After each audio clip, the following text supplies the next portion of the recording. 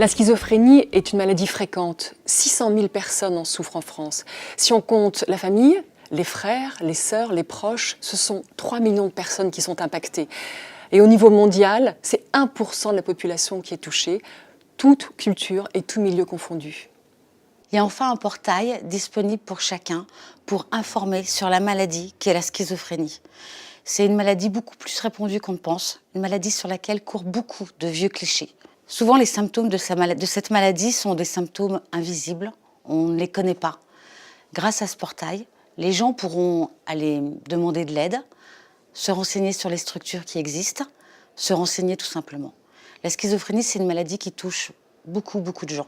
On a tous dans notre entourage, sans peut-être même le savoir, quelqu'un qui est touché par cette maladie. Un ami, une amie, un voisin, un enfant d'amis. Voilà. Donc, ça vaut le coup. Regardez ce portail, allez voir ce qui s'y passe. Et puis surtout, ne véhiculez pas des fausses idées sur une maladie aussi grave que la schizophrénie. En France, faute d'informations, de vieux clichés circulent sur la schizophrénie dans les médias et dans la société.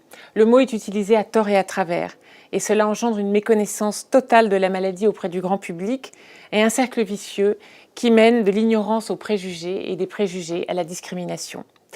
Le maintien de ces croyances populaires cristallise la stigmatisation de la maladie, source de rejet social et de souffrance accrue des personnes touchées. Tant que le débat public ne reposera pas sur une connaissance commune et juste, les actions des politiques publiques de santé et par extension la recherche, les projets de développement, de soutien et d'intégration demeureront considérablement affaiblis. Il est grand temps d'agir contre les idées fausses pour une meilleure prise en charge de cette maladie. Il est grand temps de changer de regard sur ces maladies. Peu importe les mots qu'on met sur ces mots qui nous frappent. Il y a cet insupportable sentiment d'impuissance. Voir son enfant souffrir, s'éloigner, sombrer. Il y a la peur irrépressible de le perdre à jamais. Il y a l'incompréhension. Il y a la douleur de l'internement. Il y a la solitude, la sienne et la vôtre. Ne pas perdre le lien, jamais. Il y a les années, et puis, peu à peu, renouer le fil, chaque jour, jour après jour. Accepter, l'accepter, ne jamais lâcher. Retrouver le bonheur de se retrouver, de chacun de ces instants gagnés, jour après jour.